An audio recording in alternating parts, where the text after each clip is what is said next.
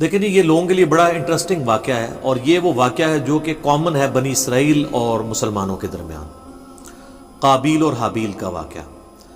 قابیل اور حابیل کا نام تو قرآن و سنت میں نہیں ملتا، ہمارے پرانے مفسرین نے استعمال کیا ہے۔ قرآن میں تو آیا کہ آدم کے 2 بیٹے، اسی طریقے سے احادیث میں بھی بخاری مسلم میں ہی آیا کہ آدم کے 2 بیٹے۔ البتہ اگر آپ موجودہ جو دور میں کتاب مقدس اٹھائیں، جس کے اندر تورات بھی ہے، انجیل بھی ہے، نیو ٹیسٹمنٹ بھی، اولڈ ٹیسٹمنٹ بھی، اور کئی انبیاء کے صاحب بھی ظاہر ٹیمپرڈ فارم کے اندر، تو اس میں جو پہلا چیپٹر ہے نا آپ کو اولڈ ٹیسٹمنٹ میں، جس کو یہود و نصارہ دونوں مانتے ہیں، پیدائش کا چیپٹر، تو اس میں آپ کو شروع میں یہ قابیل اور حابیل کا واقعہ مل جائے گا کہ حضرت آدم علیہ السلام کے 2 بیٹے تھے، اور اس طریقے سے ایک بیٹے نے دوسرے کا قتل کر دیا۔ باقی جو اس کی ریزن بیان کی جاتی ہے وہ قتل کیوں ہوا، وہ ریزن تورات میں بھی اس طریقے سے نہیں ملتی جو پبلک کے اندر مشہور ہے۔ جو پبلک میں مشہور ہے اسرائیلی روایتوں کی وجہ سے، وہ میں آپ کو بتا دیتا ہوں۔ نہ وہ مسلمانوں کے ہاں کو روایت ملتی ہے، نہ تورات کے اندر ہے۔ ہو سکتا ہے اسرائیلی روایتیں ہوں، تورات میں بھی اس طریقے سے واقعہ نہیں آیا، جنرل واقعہ ہے جو قرآن میں آیا ہے، اسی طریقے سے جنرل واقعہ۔ تورات میں ذرا زیادہ ڈیٹیل آئی ہے۔ مشہور یہی کیا ہوا انہوں نے کہ جی وہ حضرت آدم علیہ السلام کا ایک گھر، ان کے گھر جوڑا صبح کے وقت پیدا ہوتا تھا، لڑکی اور لڑکا، اور ایک شام کے وقت۔ تو جو صبح والا لڑکا ہوتا تھا اس کا نکاح شام والی لڑکی کے ساتھ کروایا جاتا تھا، اور شام والا جو لڑکا ہے اس کا نکاح صبح والی لڑکی کے ساتھ کروایا جاتا تھا۔ شروع میں جب انسانی نسل کو اللہ نے چلانا تھا، بعد میں تو محرم رشتے آ گئے۔ تو وہ کہتے ہیں کہ جی قابیل کے ساتھ جو لڑکی پیدا ہوئی تھی وہ خوبصورت تھی، اور جو حابیل کے ساتھ پیدا ہوئی تھی وہ اتنی خوبصورت نہیں تھی۔ تو جب رشتے کی باری آئی تو قابیل نے کہا نہیں، میں تو اس کے ساتھ ہی نکاح کروں گا، اور اللہ کے حکم کو توڑنے کی کوشش، یعنی اسرائیلی روایت میں آپ کو بیان کر رہا ہوں۔ اس کے اوپر پھر ان کے درمیان ٹھن گئی، اور اس کے بعد جو کچھ ہے نا وہ قرآن میں بھی ہے، تورات کے اندر بھی ہے، کہ دونوں نے اللہ کے حضور اپنی نظر پیش کی۔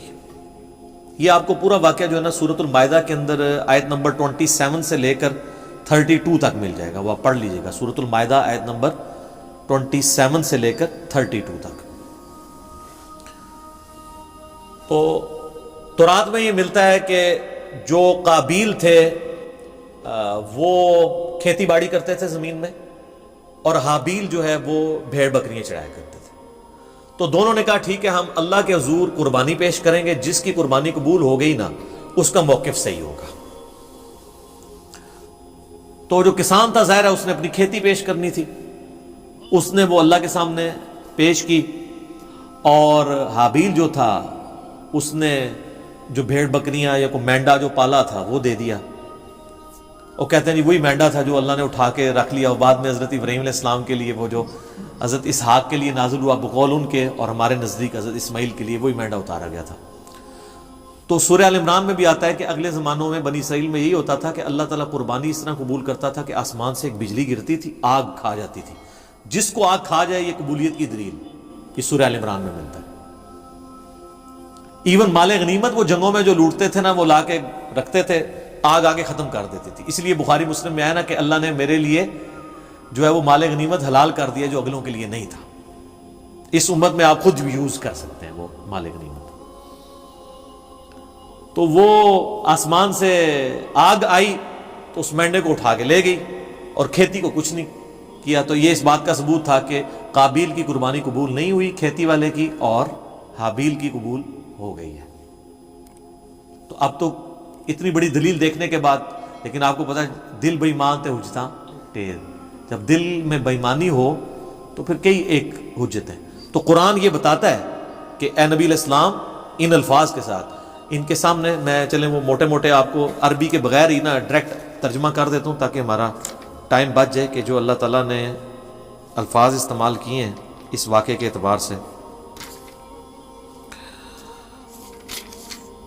ہاں جی، اعوذ باللہ من الشیطان الرجیم، بسم اللہ الرحمن الرحیم۔ وَاتْلُ عَلَيْهِمْ نَبَأَ ابْنَيْ آدَمَ بِالْحَقِّ، اے نبی علیہ السلام ان سے بیان کرو آدم کے 2 بیٹوں کا واقعہ حق کے ساتھ۔ آگے میں اس کا صرف ترجمہ پیش کرتا ہوں۔ جب دونوں نے قربانی پیش کی اللہ کے حضور، اللہ نے ایک کی قبول کر دی، دوسرے کو کی قبول نہیں کی، تو وہ غصے میں آ کے اس نے کہا میں تمہیں قتل کروں گا۔ تو اس نے کہا کہ اللہ تعالیٰ صرف پرہیزگاروں سے ہی قربانی قبول کرتا ہے، اور اگر تو نے مجھے قتل کرنے کے لیے ہاتھ بڑھایا تو میں اپنا ہاتھ تجھے قتل کرنے کے لیے نہیں بڑھاؤں گا، کیونکہ میں اللہ سے ڈرتا ہوں جو تمام جہانوں کا پالنے والا ہے۔ میں چاہتا ہوں کہ تو اپنے گناہ کا بوجھ بھی اٹھا اور میرا بوجھ یعنی مجھے قتل کرنے کا بوجھ بھی تیرے اوپر پڑ جائے اور تو دوستیوں میں سے ہو جائے، اور یہی ظالموں کی سزا ہے۔ یعنی تو ایسا ظالم ہے کہ تو نے اللہ کی بات نہیں مانی، تو میں تو چاہتا ہوں کہ تیرے ساتھ یہی ہو۔ تو اللہ تعالیٰ ماتا ہے کہ اس کے نفس نے اسے ابھارا کہ اپنے بھائی کو قتل کر دے، پھر اس کے بعد وہ پھر خسارہ پانے والوں میں سے ہو گیا۔ پھر اس کو یہ پتہ نہیں چل رہا تھا کہ میں لاش کیسے سنبھالوں، کیونکہ اس کے پیچھے یہ انسانیت کا پہلا قتل تھا۔ بخاری مسلم میں حدیث ہے، جب بھی کسی کو ظلماً قتل کیا جاتا ہے نا تو آدم کے اس بیٹے پہ بھی اس کا وبال پڑتا ہے، کیونکہ اس نے وہ بات شروع کی تھی۔ جو بدعت شروع کرے گا اس کے اوپر بھی وبال ہوگا، اور اس کے اپنے وبال میں بھی کمی نہیں آئے گی جس نے یہ کام کیا۔ تو اللہ تعالیٰ نے ایک کوے کو بھیجا، اس نے زمین کو ریدی تو اسے پتہ چل گیا، اور وہ یعنی اسرائیلی روایتوں میں ملتا ہے کہ کوئی کوا تھا وہ مرا پڑا تھا، تو دوسرے کوے نے اس کے لیے زمین کھودی اور اس کو اس میں پھینک دیا، تو اس سے ان کو آئیڈیا آیا کہ میں اپنے بھائی کی لاش کو دفنا دوں۔ اس سے پہلے تو پریسیڈنٹ کوئی نہیں تھا۔ تو جو لوگ احادیث میں آئے ہوئے واقعات کا مذاق اڑاتے ہیں تو ہم ان سے کہتے ہیں قرآن میں تو آج تک ہم نے فزیکلی ایکسپیرینس میں تو کبھی کوے کو دوسرے کوے کو دفناتے ہوئے نہیں دیکھا۔ یہی واقعہ اگر بخاری مسلم میں ہوتا ہے انہوں نے مذاق اڑانا تھا، تو وہ کہیں گے نہیں یہ اسپیشل کیس تھا، اللہ نے سکھانے کے لیے کیا تو اللہ کر سکتا ہے، معجزہ ہے۔ تو پھر اس طرح کے جو واقعات بخاری مسلم میں آتے ہیں وہ بھی معجزات کے طور پہ ہوتے ہیں، ان کا مذاق نہیں اڑانا چاہیے۔ تو پھر اس نے کہا ہے افسوس میں اپنے بھائی جیسا نہیں ہوں، میں اس کوے جیسا نہیں ہو سکا کہ اپنے بھائی کو دفنا سکتا۔ پھر وہ نادم ہو گیا، اور پھر اللہ فرماتا ہے من اجل ذالک، اسی ایک واقعے کی وجہ سے کتبنا علی بنی اسرائیل، ہم نے یہ بات طے کر دی تھی بنی اسرائیل کے لیے، انہ من قتل نفسا بغیر نفس او فساد فی الارض فکأنما قتل الناس جميعا، اگر کسی جان نے دوسری جان کو قتل کیا بغیر اس کے کہ وہ جان کے بدلے جان ہو، وہ بھی جوڈیشری کے تھرو ہوگا، قتل کے بدلے قتل خود نہیں کرنا ہوگا، یا فساد فی الارض کی وجہ سے، تو گویا ایسا ہے جیسے اس نے پوری انسانیت کا قتل کر دیا۔ وَمَنْ أَحْيَاهَا فَكَأَنَّمَا أَحْيَا النَّاسَ جَمِيعًا، اور جس نے کسی ایک انسان کی بھی جان بچا لی گویا اس نے پوری انسانیت کی جان بچا لی۔ یہ وہ حصہ ہے جو ڈاکٹروں نے ہاسپٹلس کے باہر لکھا ہوتا ہے، اور اندر جو ہے وہ آپ سے ہزاروں روپے ہتھیارے ہوتے ہیں، جی ایک جان کو بچایا تو پوری انسانیت کو بچا لی۔ الا ماشاءاللہ ڈاکٹر ہم سے ناراض ہو جاتے ہیں جب ہم مولویوں کے بارے میں بولتے ہیں، اس وقت نہیں ناراض ہوتے۔